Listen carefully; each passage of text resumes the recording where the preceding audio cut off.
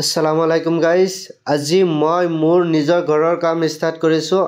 মই নিজে আছাম টাইপৰ ঘৰ এটা বনাম বুলি ভাবিছিলোঁ। আজি সেই সপোনটো পূৰণ হ'ব বুলি কামটো ষ্টাৰ্ট কৰিছোঁ। এইটো প্ৰথম খুঁটাটো আজি ঢালিবৰ কাৰণে কামটো আগবঢ়াইছোঁ। এইটো প্ৰথম খুঁটা হয়। এই মোৰ বাইদেউজনীয়ে পইচা দিছে, খুঁটাৰ তলত পইচা দিব লগা বুলি কৈছে। আগতে মানুহে দিছিলে কাৰণে দিছে। এইজন মই হৈ এইজন মোৰ ডাঙৰ দাদা হয়, এইজন মিস্ত্ৰী। এতিয়া ডাঙৰ দাদাজনে দিছে আৰু চিমেণ্ট বালি। এতিয়া চাই থাকক গোটেইখিনি ভিডিঅ'টো শেষলৈ চাই থাকিব। আৰু আমাৰ ফেমিলি সকলোৱে এইটো কাম কৰিব। আপোনালোকে আমাৰ ফেমিলিৰ কাৰণে দোৱা কৰিব যাতে ভালে ভালে আছাম টাইপৰ ঘৰটো বনাব পাৰোঁ আপোনালোকৰ আশীৰ্বাদত। এইটো মোৰ ডাঙৰ দাদা হয় আৰু মই আৰু মিস্ত্ৰী খুঁটাটো চিধাকৈ ধৰিছোঁ। এতিয়া ময়ো লৈ আহিম কেইটামান মছলা। এতিয়া ময়ো লগাই আছোঁ, চাই থাকক। এইটো মোৰ সৰু দাদা হয়, সি মছলা বনাই দিছে, মালখিনি বনাই দি আছে। আৰু এতিয়া মই দিছোঁ, নেক্সট আহিব মোৰ বাইদেউ। মোৰ বাইদেউ দিছে। এতিয়া বাহ, আল্লাহ তালাই ভালে ভালে ঘৰটো বনাবৰ কাৰণে আগবঢ়াই দিয়ে যেন। এইটো মোৰ মৰমৰ মা হয়, মোৰ ভালপোৱা মা হয়।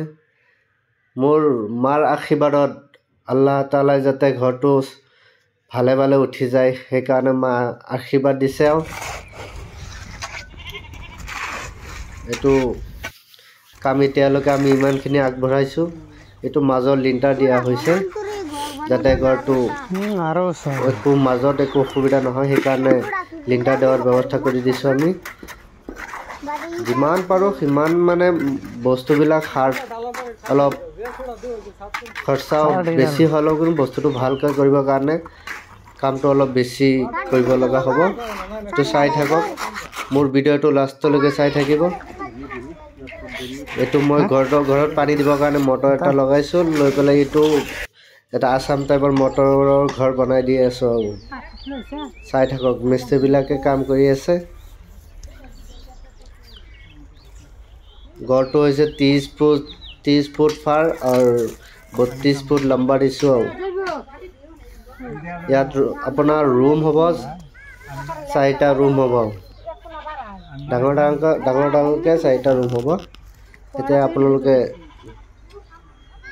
কমেণ্ট কৰিব ঘৰটো কেনেকুৱা লাগিছে। এতিয়া কামটো পিৰালিলৈকে হৈছে আৰু এইটো ইমান ওখ থাকিব পিৰালিটো। চাই থাকক আপোনালোকে। এইফালে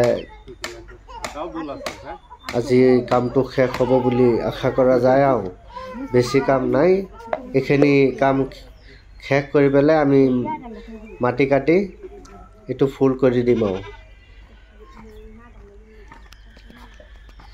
ইয়াত ভালে এটা ডিজাইন দি বাৰাণ্ডা বনাই দিম।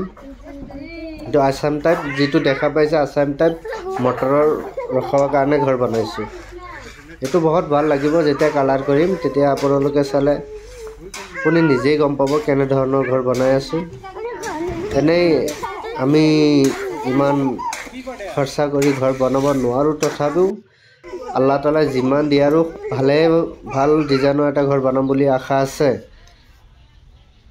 যিমান পাৰে আপোনালোকে মোৰ ভিডিঅ'টো ঘৰটো কেনেকুৱা হৈছে কমেণ্ট কৰি জনাব।